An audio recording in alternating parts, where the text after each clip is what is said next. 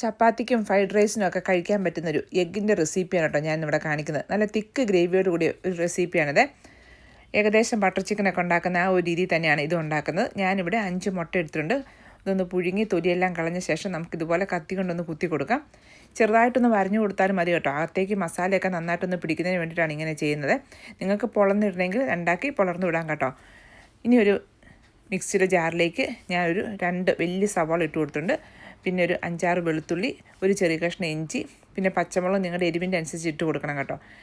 ഇതും കൂടി ഇട്ട് കൊടുക്കുക. അതിനുശേഷം ഞാനിവിടെ കുറച്ച് ടൊമാറ്റോ, അതും ഏകദേശം ഒരു മീഡിയം സൈസുള്ള ടൊമാറ്റോ ഇതുപോലെ കട്ട് ചെയ്തിട്ട് കൊടുത്തിട്ടുണ്ട്. ആവശ്യത്തിന് വെള്ളവും കുറച്ച് ഉപ്പും ചേർത്ത് കൊടുത്തു.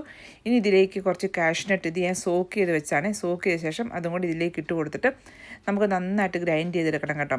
ഇത് അരച്ചെടുക്കാനുള്ളത് കൊണ്ട് തന്നെ നമ്മൾ തീരെ ചെറുതായിട്ടല്ല കേട്ടോ സവോളയും തക്കാളിയൊക്കെ കട്ട് ചെയ്ത് ഇട്ടിരിക്കുന്നത്. ഇച്ചിരി വലുതാക്കി തന്നെയാണ് കട്ട് ചെയ്ത് എടുത്തിരിക്കുന്നത്. നമുക്ക് അരച്ചെടുക്കാനുള്ളതല്ലേ.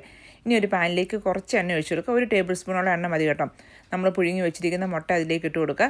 ഒരു 1/2 ടീസ്പൂൺ മുളക് പൊടിയും കുറച്ച് മഞ്ഞൾപ്പൊടിയും കൂടെ ചേർത്ത് കൊടുക്കുക. പിന്നെ ആവശ്യത്തിന് ഉപ്പും കൂടെ ചേർത്ത് കൊടുത്തിട്ട് നമുക്കിതൊന്ന് ജസ്റ്റ് ഒന്ന് ഫ്രൈ ചെയ്തെടുക്കണം കേട്ടോ. ഈ മസാല എല്ലാം മുട്ടയിലൊക്കെ നന്നായിട്ടൊന്ന് കോട്ട് ചെയ്തിരിക്കത്തക്ക രീതിയിൽ ഒരു 2-3 മിനിറ്റ് നേരം ഒന്ന് ഫ്രൈ ചെയ്തെടുത്തിട്ടുണ്ട് കേട്ടോ. ഈ ഒരു പരുവാകുമ്പോഴേക്കും നമുക്ക് മുട്ട ഈ പാനിൽ നിന്ന് എടുത്ത് മാറ്റി വേറൊരു പാത്രത്തിലേക്ക് വെക്കാം. ഈ ഒരു സെയിം പാത്രത്തിൽ തന്നെയാണ് കേട്ടോ നമ്മൾ ബാക്കി കുക്കിങ് കാര്യങ്ങളും. അപ്പോൾ അതിലേക്ക് കുറച്ച് എണ്ണ ഒഴിച്ചു കൊടുത്തു. 1 ടീസ്പൂണോളം എണ്ണ ഒഴിച്ചു കൊടുത്തു. അതിലേക്ക് കറുവാപ്പട്ട, ഏലക്ക, ഗ്രാമ്പു, കുരുമുളക്, ഇതെല്ലാം വളരെ കുറച്ച് മതി കേട്ടോ. കറുവാപ്പട്ടയൊക്കെ ചെറുതായിട്ട് ഇട്ടാൽ മതി. ഇനി നിങ്ങൾക്കിത് വേണ്ട എങ്കിൽ ഗരം മസാല അത് കണ്ട് കൂടുതൽ ആഡ് ചെയ്യാവുന്നതാണ്. അപ്പോൾ ഇതെല്ലാം കൂടെ കൂടി ഞാൻ ജസ്റ്റ് ഒന്ന് സോട്ട് ചെയ്തെടുത്തിട്ടുണ്ട്. ഇനി ഇതിലേക്ക് ഞാൻ കുറച്ച് ബട്ടർ ചേർത്ത് കൊടുത്തു. ഇനി നിങ്ങൾക്ക് മുഴുവനും ബട്ടറിൽ വഴറ്റണമെങ്കിൽ അങ്ങനെ എടുക്കാം കേട്ടോ. ഞാൻ കുറച്ച് ബട്ടർ കൊണ്ട് ചേർത്ത് കൊടുത്തിട്ടുണ്ട്. ഇതെല്ലാം കൂടെ കൂടി ഒന്ന് മെൽറ്റായി വരും. ബട്ടർ ഒന്ന് മെൽറ്റായി വരുമ്പോഴേക്കും നമുക്കിതിലേക്ക് അരച്ച് വെച്ചിരിക്കുന്ന ഉള്ളി, തക്കാളി ഇതെല്ലാം കൂടെ ഇല്ലേ ഈ എണ്ണയിലേക്ക് ഇട്ട് കൊടുക്കാം. എന്നിട്ട് എണ്ണ തെളിയുന്നോണ്ടം വരെ നമുക്ക് നന്നായിട്ടൊന്ന് വഴറ്റിയെടുക്കാം. ഞാനിവിടെ ഒരുപാട് എണ്ണ ചേർത്തിട്ടില്ല കേട്ടോ. ഇച്ചിരി എണ്ണ കൂടുതലാണെങ്കിൽ നന്നായിട്ട് എണ്ണ ഇങ്ങനെ തെളിഞ്ഞു വരും. ഞാൻ ഒരു 2-3 മിനിറ്റ് നേരം ഇതുപോലെ നന്നായിട്ടൊന്ന് വഴറ്റിയെടുത്തിട്ടുണ്ട്. നമുക്കറിയാം എണ്ണയൊക്കെ തെളിഞ്ഞ് വരുമ്പം ഇത് അതിൽ നിന്ന് പാനിൽ നിന്ന് വിട്ട് വരും. ഈ ഒരു സമയം ഇതിലേക്ക് 1 ടേബിൾ സ്പൂൺ ഗരം മസാലയുടെ പൊടി ചേർത്ത് കൊടുത്തു. പിന്നെ കുറച്ച് മഞ്ഞൾപ്പൊടി, കുറച്ച് കുരുമുളകിൻ്റെ പൊടിയും കൂടെ ചേർത്ത് കൊടുത്തു. ഇനി നിങ്ങൾക്ക് എരിവ് വേണമെങ്കിൽ കളറൊക്കെ മാറണമെന്നുണ്ടെങ്കിൽ കുറച്ച് മുളക് പൊടിയും കൂടെ ചേർത്ത് കൊടുക്കാം കേട്ടോ. ഇതെല്ലാം കൂടെ ഒന്ന് വഴറ്റിയെടുത്ത ശേഷം സ്റ്റൗ ഒന്ന് ഓഫ് ചെയ്തു. അതിന് ശേഷമാണ് ഞാൻ ഇതിലേക്ക് 1 കപ്പ് തൈരും കൂടെ ചേർത്ത് കൊടുത്തിട്ടുണ്ട്. കാരണം തൈര് അങ്ങോട്ട് പിരിഞ്ഞു പോയാൽ ഒത്തിരി ചൂടായി കഴിഞ്ഞാൽ അതുകൊണ്ടാണ്.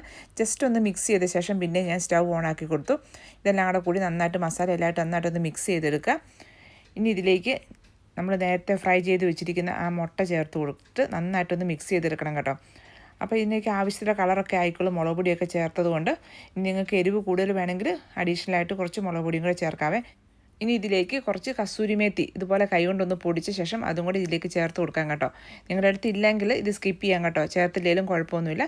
അപ്പോൾ ഇതെല്ലാം കൂടെ കൂടി നമുക്ക് നന്നായിട്ടൊന്ന് മിക്സ് ചെയ്തെടുക്കാം. തീ ഒന്ന് കുറച്ച് വെച്ചിട്ട് നന്നായിട്ടൊന്ന് മിക്സ് ചെയ്തെടുക്കാവേ. അതിനുശേഷം ഇതിലേക്ക് ആവശ്യത്തിന് വെള്ളം, നിങ്ങൾക്ക് എത്രത്തോളം ഗ്രേവി വേണം നോക്കിയിട്ട് അതനുസരിച്ചുള്ള വെള്ളവും കൂടെ ഇതിലേക്ക് ചേർത്ത് കൊടുക്കുക. എന്തോരം തിക്നെസ് ഗ്രേവിക്ക് വേണമെന്ന് കണ്ടിട്ട് അതനുസരിച്ചുള്ള വെള്ളം കൂടെ ചേർത്ത് കൊടുക്കാം കേട്ടോ. ഇതെല്ലാം കൂടെ കൂടി ചേർത്ത് കൊടുത്ത് നന്നായിട്ടൊന്ന് ബോയിൽ ചെയ്യുക. അതിനുശേഷം ഇതിലേക്ക് ഞാൻ കുറച്ച് ക്രീമും കൂടെ ചേർത്ത് കൊടുത്ത് നന്നായിട്ടൊന്ന് മിക്സ് ചെയ്തെടുക്കുക. അപ്പോൾ ഇതിൽ നന്നായിട്ടൊന്ന് തിളച്ച് പതുക്കെ ഇതുപോലെ ഒന്ന് തിളച്ച് വരും. ആ സമയമാകുമ്പോഴേക്കും നമുക്ക് സ്റ്റൗ ഓഫ് ചെയ്യാവുന്നതാണ് കേട്ടോ. അവസാനമായിട്ട് നല്ല ചെറുതാക്കി ചോപ്പ് ചെയ്തിരിക്കുന്ന മല്ലിയിലയും കൂടി ഇതിലേക്ക് ചേർത്ത് കൊടുത്തിട്ട് എല്ലാം കൂടി ഒന്ന് മിക്സ് ചെയ്തെടുത്ത് കഴിഞ്ഞാൽ നമ്മുടെ ഈ എഗ്ഗ് കറി ഇവിടെ റെഡി ആയിട്ടുണ്ട് കേട്ടോ. ഒരു പ്രത്യേക ടേസ്റ്റുള്ള നല്ല തിക്ക് ഗ്രേവിയോടുകൂടി ചപ്പാത്തിക്കും ഫ്രൈഡ് റൈസിനും ഒക്കെ കഴിക്കാനായിട്ട് അടിപൊളിയാണ് കേട്ടോ. കസൂരി മേത്തി ചേർക്കുന്നതുകൊണ്ട് തൈരും കൂടി ആകുമ്പോഴേക്കും നല്ലൊരു ടേസ്റ്റാണ് കേട്ടോ. ഇനി നിങ്ങൾക്ക് ഇത് രണ്ടും വേണ്ട എന്നുണ്ടെങ്കിൽ കൂടുതൽ സവോളയും തക്കാളിയും കൂടെ ഗ്രൈൻഡ് ചെയ്യുമ്പോൾ അത് നന്നായിട്ടൊന്ന് കൂടുതൽ ചേർത്തിട്ട് നല്ല തിക്കായിട്ടുള്ള ഗ്രേവി ഉണ്ടാക്കാം കേട്ടോ. എന്തായാലും ഒന്ന് നിങ്ങൾ തീർച്ചയായിട്ടും ഉണ്ടാക്കി നോക്കേണ്ട ഒരു കറിയാണ് കേട്ടോ. അതുപോലെ തന്നെ നിങ്ങൾ മുട്ട ബോയിൽ ചെയ്യുമ്പം ഒരുപാട് അങ്ങോട്ട് ബോയിൽ ചെയ്യൽ. ഞാനൊരു ഏകദേശം ഒരു 5 to 8 മിനിറ്റ് മാത്രമാണിത് ബോയിൽ ചെയ്തിരിക്കുന്നത്. അപ്പം ഒത്തിരി അങ്ങോട്ട് കുക്കായി പോകത്തില്ല. അപ്പോൾ ആ രീതിയിൽ എഗ്ഗ് ബോയിൽ ചെയ്തെടുക്കുന്ന കേട്ടോ ഈ ഒരു കറിക്ക് ടേസ്റ്റ്. അപ്പോൾ നിങ്ങളൊന്ന് ഉണ്ടാക്കി നോക്കിയിട്ട് നിങ്ങളുടെ അഭിപ്രായം കമൻറ്റ് ചെയ്യാൻ വേണ്ടി മറക്കരുത്. നിങ്ങൾക്ക് ഇഷ്ടമായെങ്കിൽ നിങ്ങളുടെ ഫ്രണ്ട്സിലേക്ക് കൂടി ഒന്ന് ഷെയർ ചെയ്ത് കൊടുക്കണേ.